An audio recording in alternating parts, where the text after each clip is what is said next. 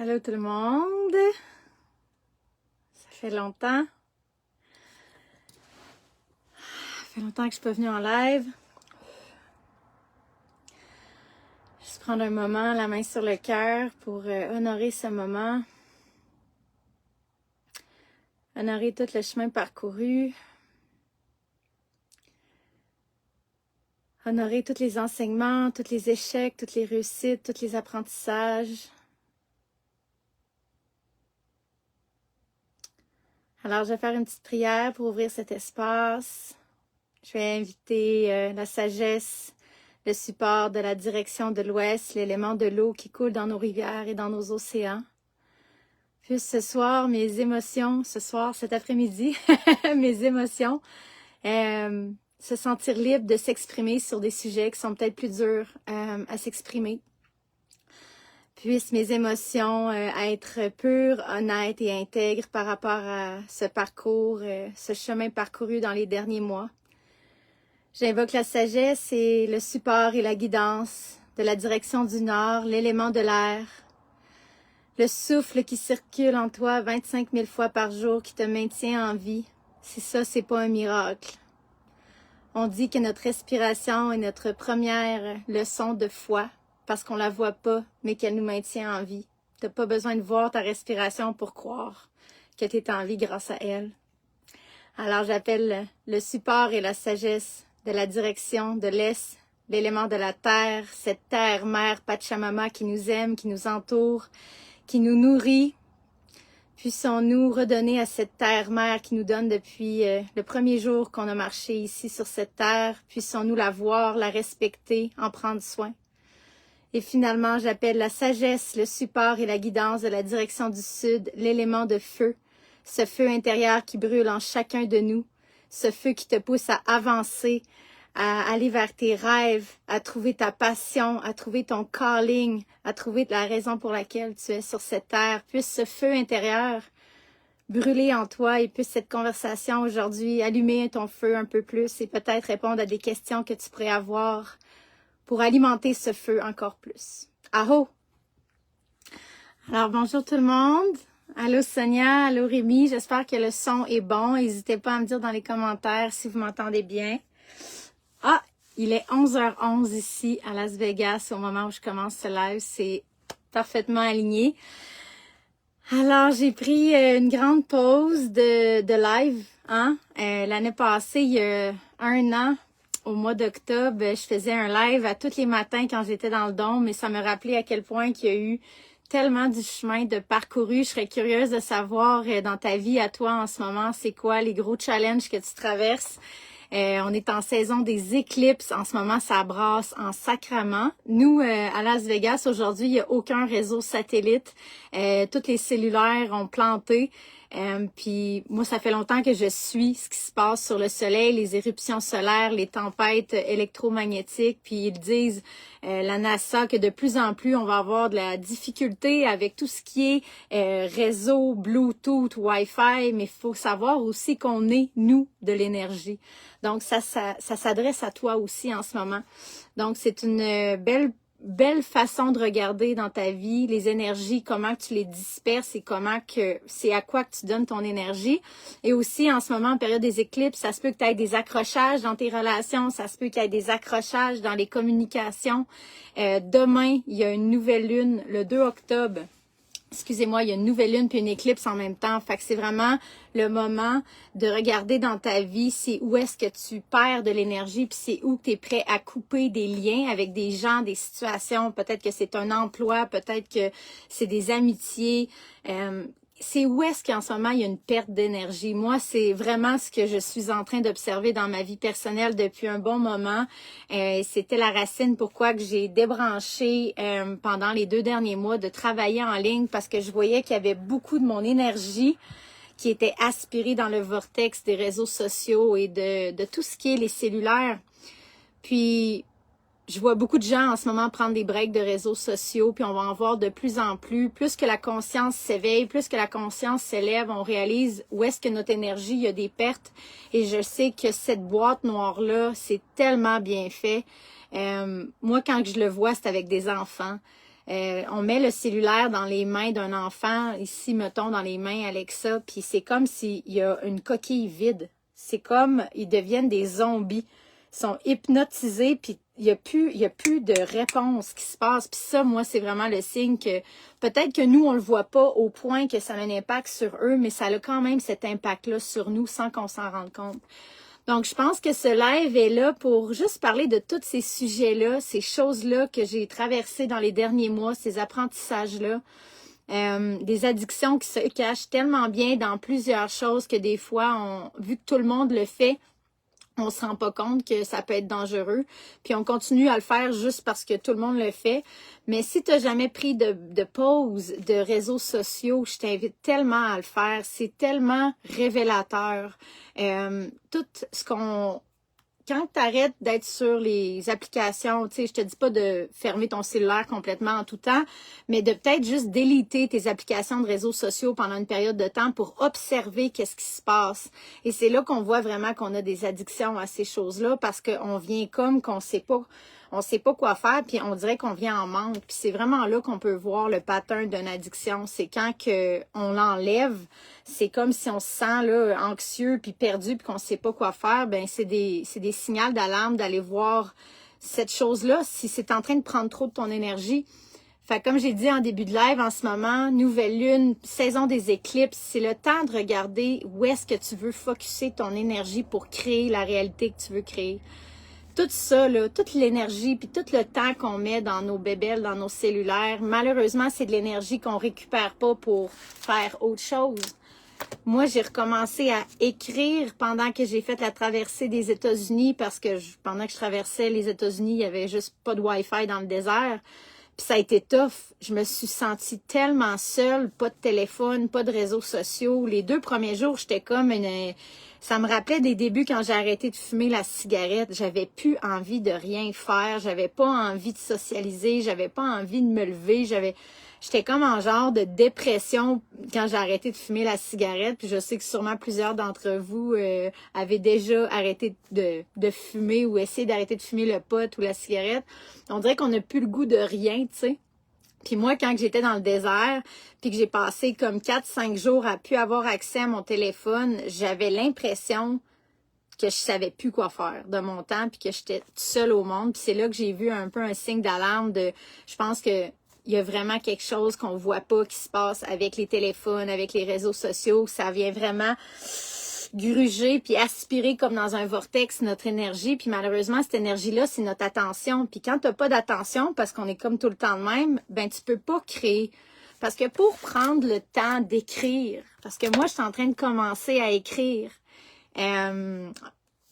J'en ai parlé un peu, j'ai envie d'écrire un livre sur le lien qu'il y a entre les addictions et la déconnexion qu'on a avec plus grand que nous. Donc, je parlais récemment dans mes stories comment que je trouvais que au Québec, malheureusement, on avait perdu cette notion-là du sacré.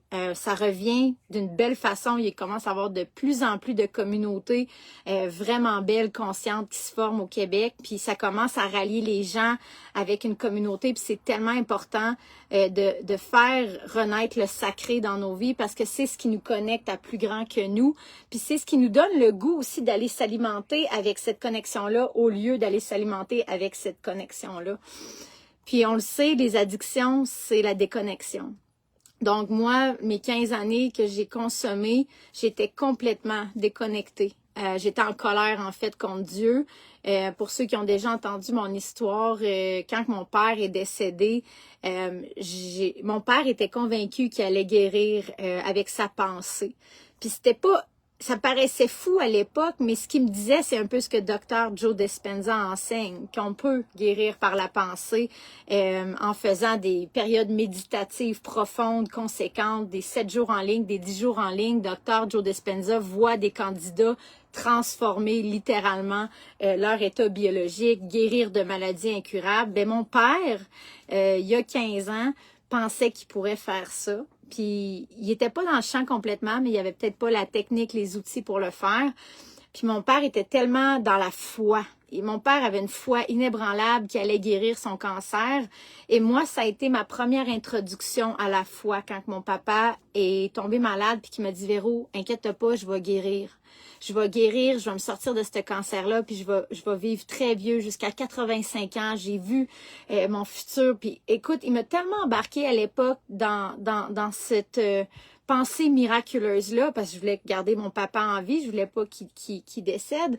Ça a été ma première introduction à la foi pour moi, à cet âge-là, à 19 ans, que mon père me dit, je vais guérir par ma pensée et je vais me rendre à 85 ans, Véro, inquiète pas.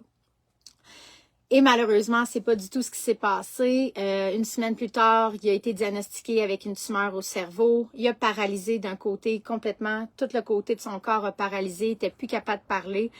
Et il est décédé à la suite de ce cancer-là. Fait que ce que j'ai réalisé à travers mon voyage dans le désert, avec plusieurs moments de réflexion, puis plusieurs moments de colère, j'ai vraiment crié souvent dans des périodes catatoniques durant la traversée du désert, quand il faisait chaud, quand j'avais faim, quand j'avais soif. J'avais pas d'internet pour me distraire, j'étais juste dans ça, j'étais dans tout cet espace de me sentir seule au monde, abandonnée, perdue. J'ai même, pendant un instant, vraiment crié en colère contre Dieu, que je le détestais puis que je voulais plus jamais qu'il soit dans ma vie parce que il m'abandonnait dans le désert. Ça a été vraiment, vraiment fort, ce que j'ai traversé durant mon voyage de Québec ici au Nevada, à Las Vegas. Tout le monde était comme, ça a l'air incroyable, tu traverses les États-Unis avec ton van, tu sais, genre de dream life. Et pour vrai, la gang, ça a été... je m'en remets encore. Je m'en remets encore parce qu'à chaque jour que j'embarquais au volant du VR dans le désert et puis qu'il faisait chaud, j'avais peur de faire un accident. J'avais peur que le radiateur explose. J'avais peur que les pneus explosent. Toutes des choses qui sont arrivées. Hein. J'ai un pneu qui a explosé. J'ai un radiateur qui a explosé. J'ai une panne d'huile qui a explosé. Il y a eu tellement de bris mécaniques. Mais dans le milieu de nulle part, genre dans le Nouveau-Mexique, c'est une route qui a fuck all, qui fait chaud. Naya, elle avait chaud, j'avais plus d'eau. Je me suis ramassée en déshydratation à l'hôpital. Il y a eu tellement de choses qui sont arrivées qu'il y a eu un moment dans mon voyage qu'il y a eu... les gens qui me connaissent, là, je parle de la foi, genre depuis aussi longtemps que vous pouvez me connaître, là, je pense. Là, depuis que je suis sobre, je parle de la foi peut tout faire, la foi peut tout faire. Oui, mais on est quand même dans un monde 3D, on est quand même dans une réalité, on est des êtres de chair et il faut quand même réfléchir avec sa tête. Donc, ce voyage-là, ce que ça m'a amené, c'est de vraiment prendre la maturité par rapport à ce que je disais à propos de Dieu, à propos de ma foi et de toutes ces choses que je claimais haut et fort dans mes réseaux sociaux. Ça a été une initiation extrêmement difficile, mais qui m'a fait grandir dans ma foi d'une façon beaucoup plus mature et ancrée. C'est comme si je claimais des affaires, tu sais, walk by faith, not by sight, tu sais, marche avec la foi, marche pas avec ce que tu vois. Il y avait beaucoup de phrases que j'ai été initiée de la Bible à ma façon dans les 2 dernières années dans ma sobriété, mais ce voyage-là a été le moment où ce que pour vrai, là, genre, ma Bible, là, quand je faisais des crises d'anxiété, je la tenais de même, puis je disais, Dieu, amène-moi au passage que j'ai besoin de lire en ce moment parce que je suis en crise de panique, il fait chaud, je suis toute seule dans le milieu de nulle part. Et ça a été des moments de genre ouvrir ma Bible puis de lire quelque chose qui venait me... J'en parle puis j'ai les larmes parce que sans ça, je me serais pas rendue. Puis de plus en plus, les gens me demandent qu'est-ce qui se passe avec toi? Tu sais, t'es plus discrète, t'as commencé à aller à l'église, tu lis la Bible. Qu'est-ce qui se passe, Véro? Puis pour vrai, ce qui se passe, c'est que ça m'a sauvé la vie dans des moments tellement sombres pendant que je traversais le désert que si j'avais pas eu ça, je serais revirée de bord, j'aurais vendu mon van, puis je serais retournée au Québec, je me serais trouvé un appart, puis je serais retournée dans ma petite vie tranquille. Mais l'appel de venir ici au Nevada, venir habiter ici, prendre soin de la petite fille que je prends soin, était tellement fort. Il est tellement arrivé des synchronicités pour me dire que c'était ça le chemin qu'il fallait que je prenne, que je l'ai pris. Mais ça a été vraiment pas facile. Et c'est à ce moment-là, moi, que ma foi de bébé que j'avais à la maison au Québec, dans ma zone de confort, a été mis comme à l'épreuve vraiment, vraiment, vraiment profondément pendant que je traversais le désert. Puis là, je vous dis ça, puis le passage que j'ai ouvert dans la Bible, c'est Job. Puis pour ceux qui connaissent les enseignements de Jésus, Job, là, c'est la personne qui s'est fait le plus torcher de tous les gens dans la Bible. Dieu, il a tellement envoyé d'épreuves. Tout le monde était comme, hey, genre, tu vas-tu lâcher ta foi un moment donné, tu vois bien que Dieu t'a abandonné. Puis Job, là, il continuait, ses enfants sont décédés dans une tempête, sa business a brûlé. Il y a plein d'affaires qui sont arrivées, puis il était là, non, je sais que Dieu m'aime et je sais qu'il s'il fait ça, c'est pour me renforcer. Puis c'est juste drôle que là, ce matin, je vous parle de ça, puis ça soit le passage que je choisisse au hasard. Mais ça a été ça, mon voyage. Tu sais, avant de partir, je l'ai dit que je voulais faire ce voyage-là pour ma sobriété parce que je l'ai fait il y a 7 ans complètement défoncé. Le voyage que j'ai fait il y a 7 ans de Québec à Las Vegas, je l'ai fait défoncer sur le Ritalin et sous le raid. Je voulais fermer cette boucle-là à jeun avec mon van au volant de ma vie parce qu'il y a 7 ans, j'avais même pas de permis de conduire tellement que j'étais... Ma vie, c'était juste un foutoir, là, tu sais. Ma vie, c'était juste d'attendre le prochain sac de poudre, la prochaine brosse. Fait que le voyage que j'ai fait il y a 7 ans, je l'ai vu, mais je l'ai pas vécu. J'étais pas là, j'étais comme gelée. Fait que je voulais faire ce pèlerinage-là, mais my God, que je pensais pas que ça allait être ça. Je pensais que c'était ça, mais c'était pas ça qui était ça. Fait que, hey, salut tout le monde! Jessica, Marianne, Simon, Eve, Alice, Hélène, Marie-Claude, je m'excuse. Ben non, je m'excuse pas de l'émotion, mais c'est parce que ça a été vraiment éprouvant les derniers mois. Fait que tout ça pour dire que pour les questions que j'ai par rapport à tout ce qui se passe dans ma spiritualité puis dans ma foi, oui, j'ai commencé à aller à l'église, mais pas l'église de dans le temps catholique avec des genres de prêtres qui sont genre fuck ça là, moi je suis pas bonjour Richard. Je suis quand même une fille qui a de l'énergie, il faut que ça bouge, il faut que ça soit vivant. Puis j'étais chanceuse quand j'étais à la Malbaie de trouver une église jeune, une église engagée, une église qui faisait beaucoup de bonnes choses pour la ville de la Malbaie, l'église Nouvelle Vie. C'est pas une église catholique. Pour ceux qui savent pas, il y a l'église catholique qui a eu plein de fuck-up avec tout ce qu'on sait, puis il y a l'église protestante qui a fait fuck that shit. On n'est plus avec vous autres. Les gens n'ont pas besoin de passer à travers un prêtre pour atteindre Dieu. Nous, on va créer une église que tout le monde a Dieu en eux. Donc, ça, c'est l'église protestante. Puis moi, ça, c'est l'église jeune avec laquelle je résonne. Pour ceux qui le savent, moi, j'ai arrêté de consommer la cocaïne et l'alcool il y a 2 ans et demi. Il y a eu un moment de ma vie l'année passée, en hiver, que j'ai été vraiment tentée par la consommation à un gros niveau dans un party de Noël. J'ai failli rechuter, genre... j'étais devant le bar, là, c'était un... Comment qu'on appelle? All included. Un bar à volonté. Puis je me promenais devant le bar, puis le monde pognait des shots, puis j'étais comme, esti que j'avais soif ce soir-là. J'entendais, là, vas-y, prends-en un shot, ça te dérange pas. Ça a tellement passé proche, guys, l'année passée, à Noël. J'ai fendu. Ce soir-là, je me suis enfuie du party. J'étais arrivée dans ma chambre, je me suis assise à genoux, j'ai demandé de l'aide à Dieu. J'ai dit, je comprends pas pourquoi tu me testes encore après 2 ans de dire non. Pourquoi tu me testes encore avec les addictions? Envoie-moi des nouveaux tests, envoie-moi des nouveaux outils, envoie-moi des nouvelles personnes, aide-moi. Parce que ça, cette vie-là, j'en veux plus, tabarnak. J'en veux plus de la conso. Fait qu'envoie-moi autre chose. Je suis prête à recevoir autre chose. C'est le lendemain que j'ai découvert, complètement au hasard, en venant du quai à la Malbaie, de regarder le lever du soleil. J'ai monté les marches, j'ai regardé en haut, puis j'ai vu la pancarte « Église Nouvelle Vie ». Puis l'adresse, c'était le 222.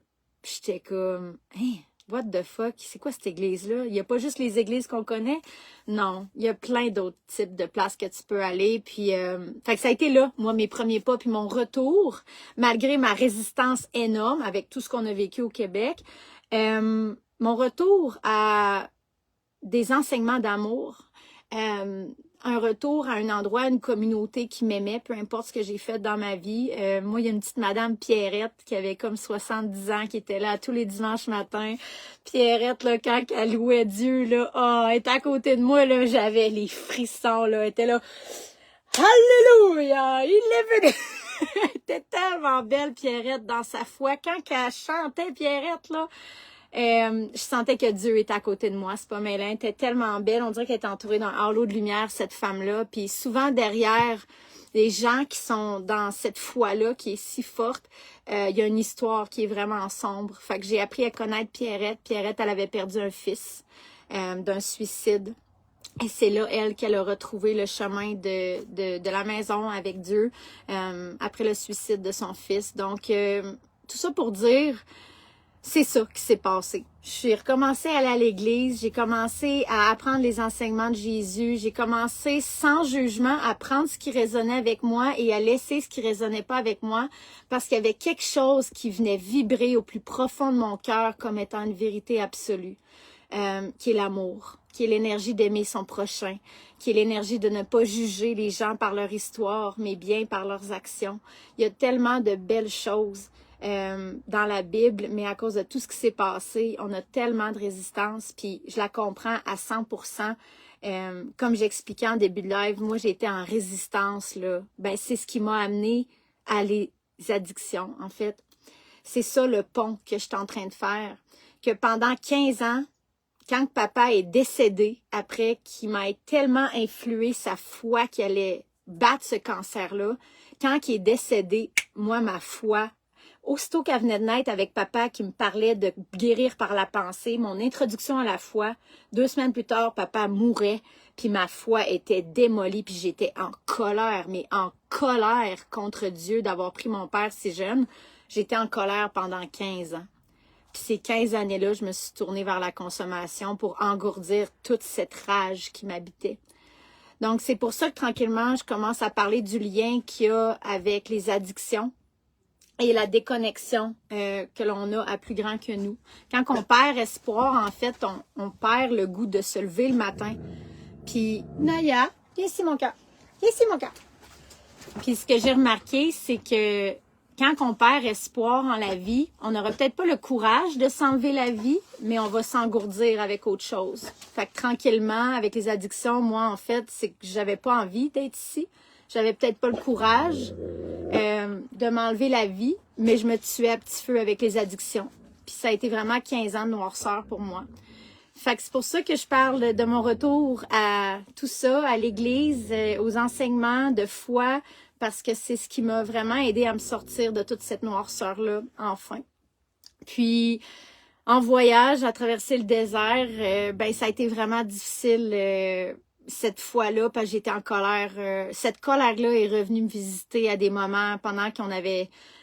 Pour vrai, là, on était dans le désert, il faisait 40 degrés, il n'y avait pas d'air, on n'avait plus d'eau, j'avais faim, j'étais fatiguée, on n'arrivait pas à destination. Naya, elle capotait, elle avait chaud, puis il y a eu des moments là que j'ai comme fait, pour vrai, là, Dieu, c'est vraiment un voyage de marde. Je suis vraiment en calice contre toi, genre, c'est quoi ce voyage-là? C'était supposé être genre van life, on traverse les États-Unis, puis pour vrai, à chaque jour, quand j'embarquais au volant du VR qui shakeait, j'avais peur de mourir, j'étais là, mais j'étais tellement en colère, j'étais là, c'est quoi ce style de voyage-là? Pourquoi tu me fais passer à travers tout ça?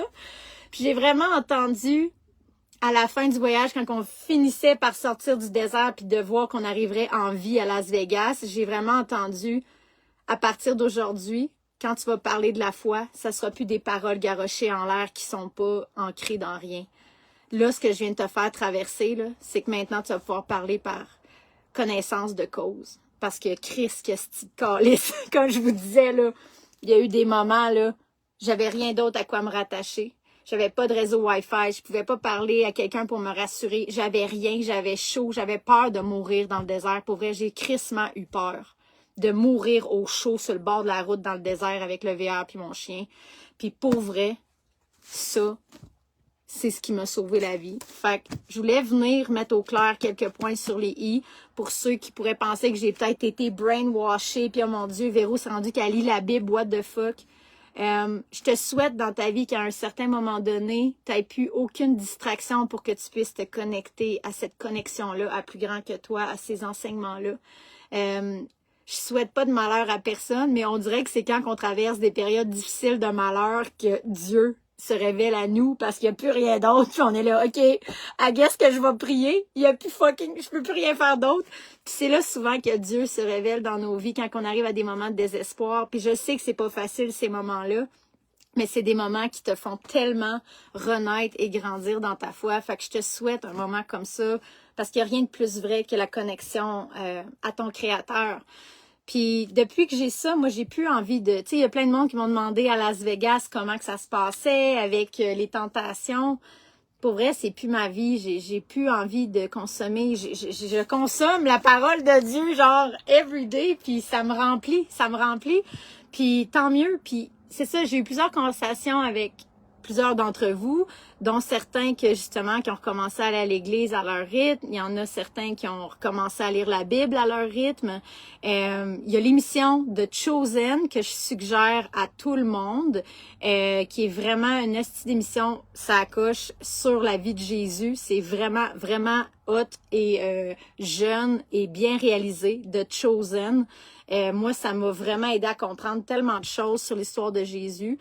Puis, à part de ça, ben, je te souhaite juste de trouver qu'est-ce qui te fait vibrer. Puis, dans toutes les conversations que j'ai eues en privé, par rapport à tout ça, mon retour à l'église, mon intérêt de connaître plus sur la vie de Jésus, c'est sûr que j'ai eu des conversations avec des gens qui avaient de la réticence parce qu'il y a tellement eu de trauma associé à ça. Puis il n'y a rien de ça qui aurait dû arriver.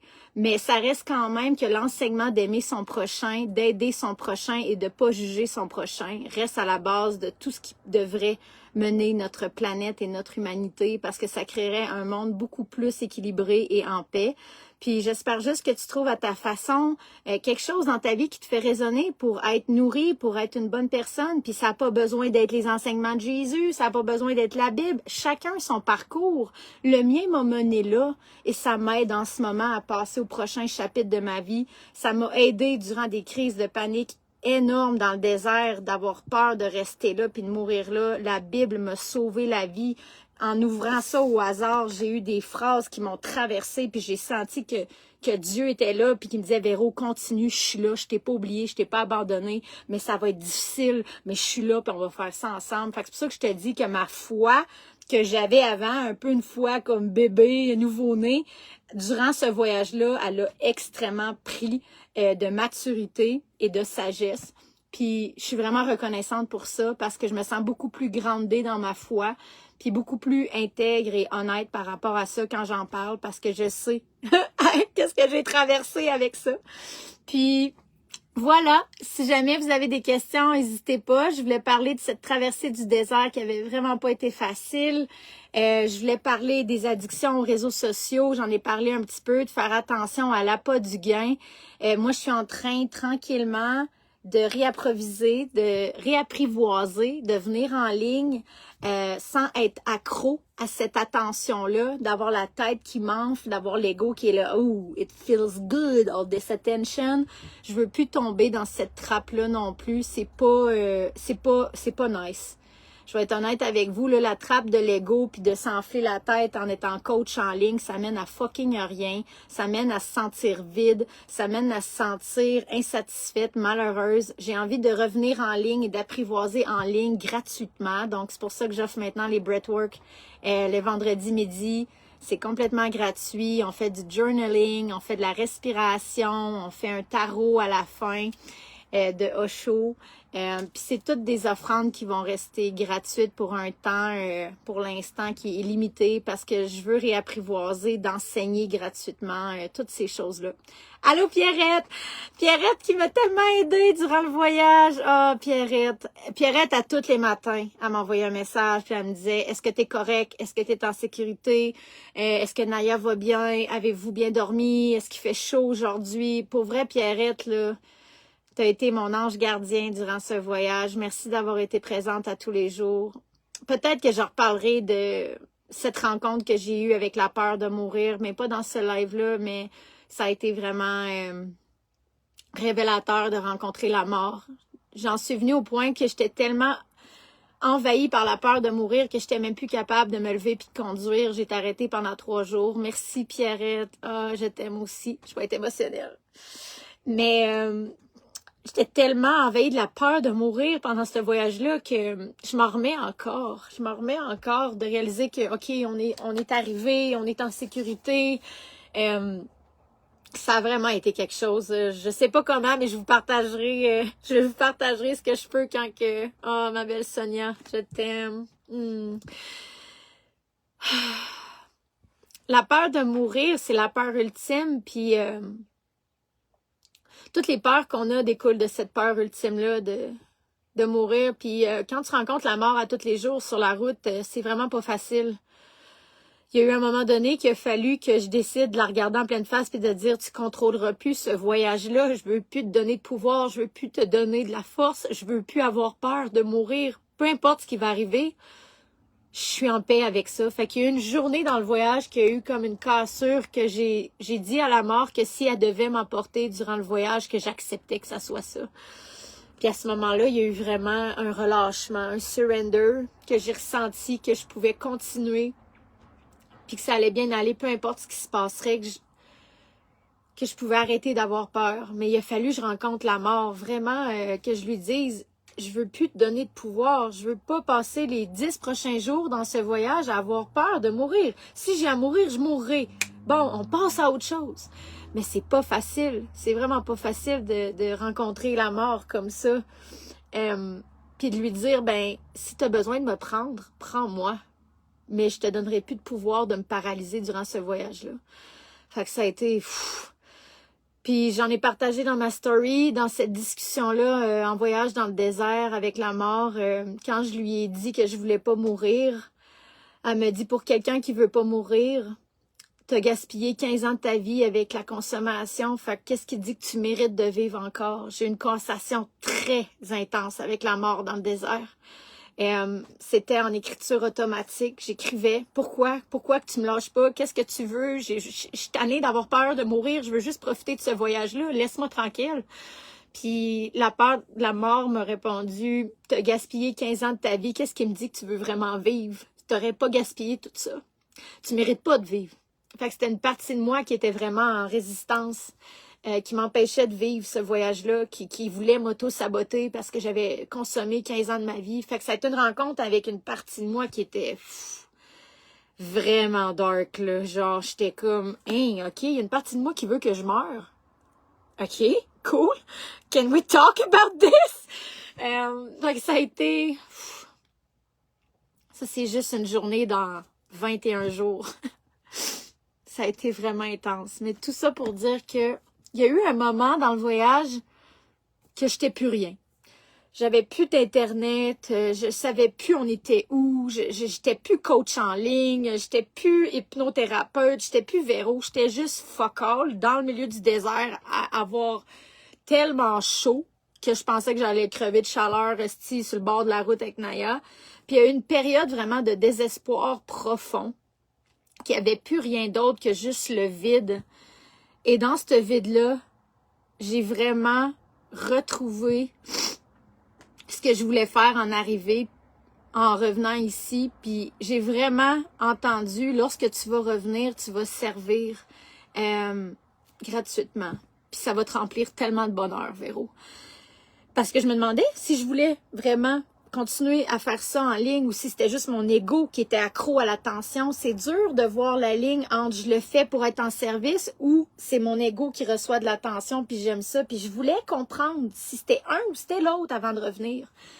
Puis dans ce vide-là complet dans le désert, je me suis tellement ennuyée de vous autres, là. Je me suis tellement ennuyée des breathwork avec vous. Je me suis tellement ennuyée des tarots, des discussions. Puis j'ai su que ça, c'était un désir que j'avais, que c'était pas mon ego qui essayait de s'alimenter, que c'était vraiment un désir pur du cœur que j'avais de vouloir revenir et enseigner. Puis c'est là que j'ai pris la décision de revenir en ligne à mon retour. Parce que c'était pas sûr que j'allais revenir. J'étais comme, si c'est juste mon ego qui veut de l'attention, puis c'est une addiction que j'ai à tout ça, je reviens pas en ligne. On va aller voir pourquoi que j'ai ça avant de revenir puis de stimuler ça.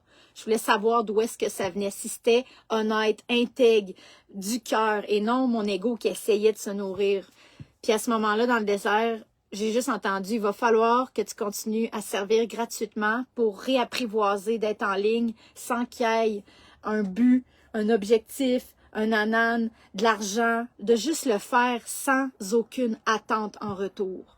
Puis ça, ben, c'est rare qu'on nous enseigne de faire ça en ligne.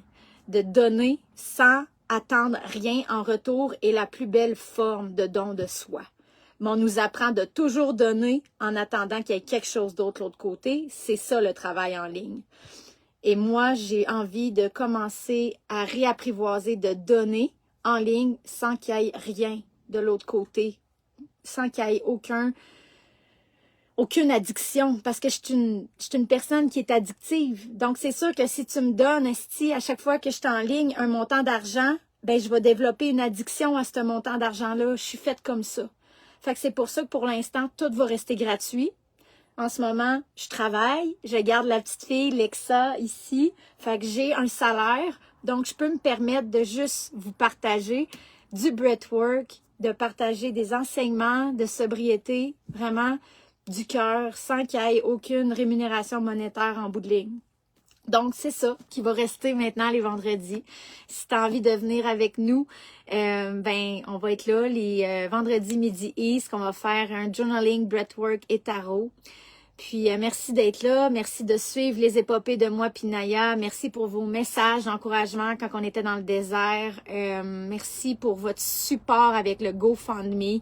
Le GoFundMe nous ont aidés à pouvoir continuer. Pour vrai, gang, je vais prendre un moment pour dire merci à tout le monde qui a donné avec le GoFundMe. Parce qu'on ne serait pas ici aujourd'hui, on n'aurait pas pu continuer. Les réparations étaient beaucoup trop dispendieuses pour qu'on continue. Donc, merci à chacun de vous qui a donné avec le cœur pour cette mission qu'on s'était donnée de traverser en sobriété des États-Unis. Pierrette a dit, ton petit papier bleu, j'ai prié pour toi, ma belle. Ah, Pierrette, un ange descendu du ciel. Merci. Toi aussi, tu es une bonne personne, Pierrette. Ah, t'as tellement été autour de moi puis Naya durant ce voyage-là. Hey, pour que je pleure encore en parlant, je pense que j'ai même pas encore... Tu sais, là, ça existe être post-traum dans la vie, là, puis pour vrai, je pense que je suis un peu post-traum de notre voyage dans le désert. Ça a été vraiment intense. Parce que aussitôt que j'en parle, je me mets à pleurer, fait que ça me dit que je vais avoir besoin peut-être de trouver quelqu'un à qui parler de ce voyage-là.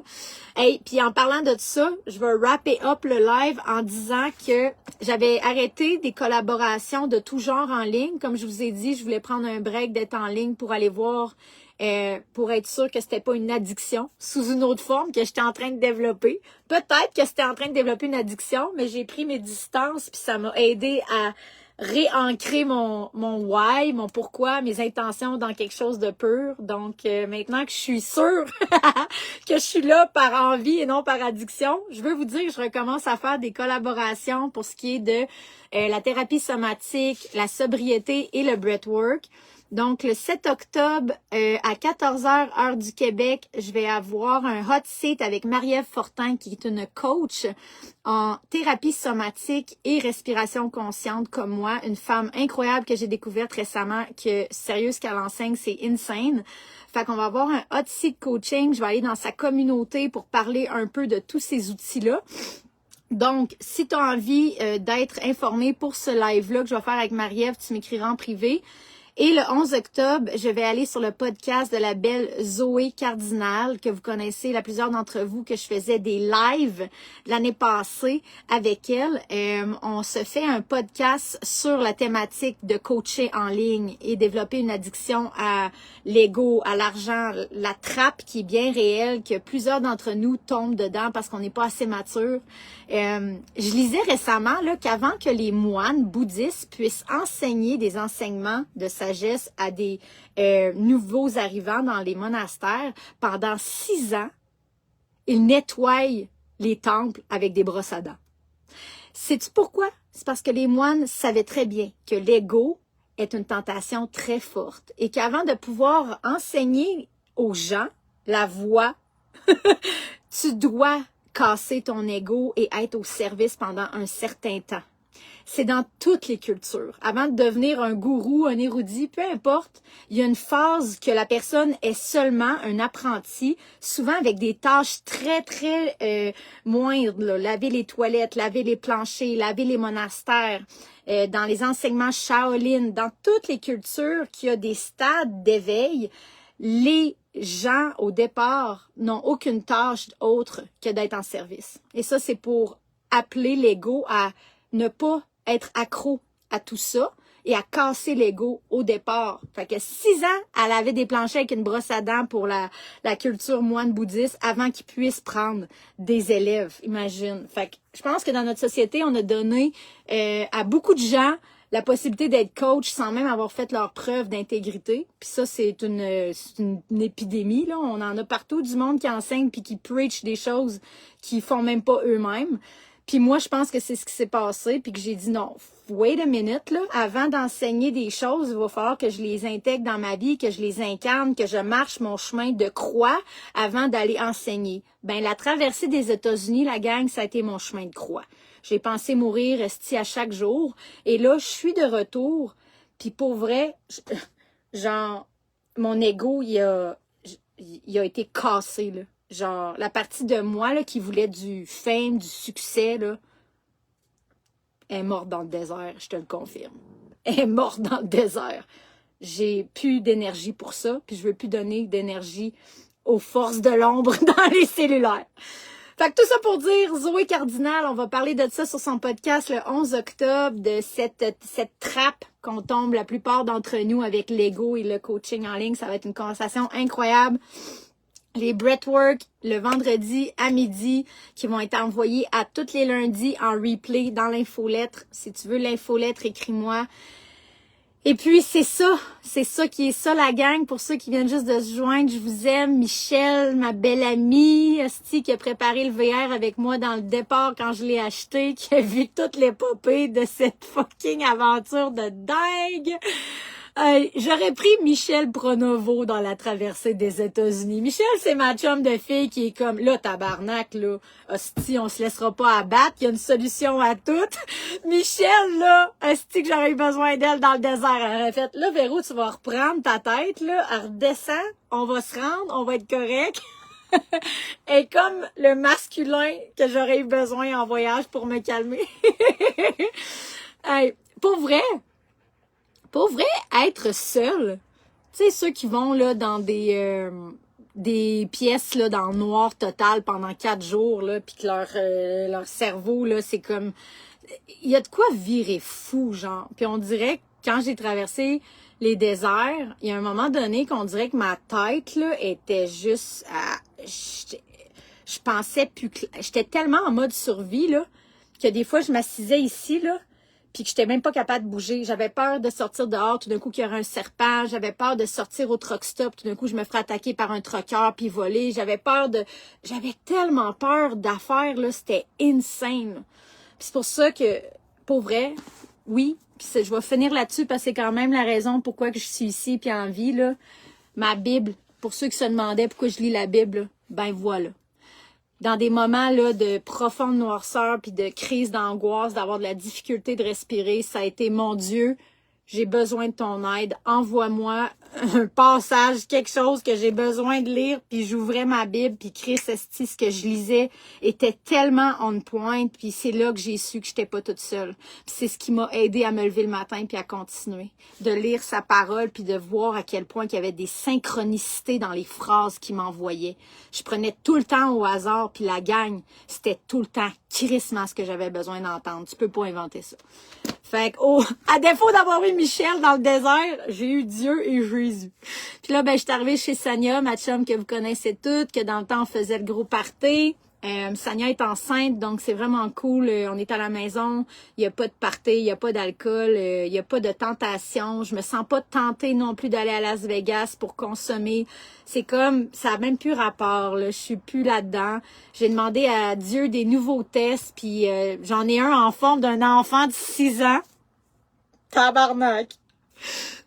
OK, à toutes les mères que j'ai dans ma communauté, je suis comme, vous êtes des warriors, vous êtes des super-héros. Élever un enfant, là, dans les temps qu'on vit, là, c'est vraiment quelque chose. Là, il a fallu que je fasse de la gestion de YouTube, là. Là, il y avait une addiction qui est en train de prendre place avec YouTube, puis la petite, là, elle se mettait devant YouTube, puis elle était de même, ça... J'étais comme, non, tu vas briser ton cerveau, là. On va écouter, genre, les vieux films des années 90. Fait qu'on a recommencé à écouter des vieux classiques. On s'est mis les Goonies, Mathilda, Abracadabra. À ce soir, on va écouter Casper pour l'Halloween.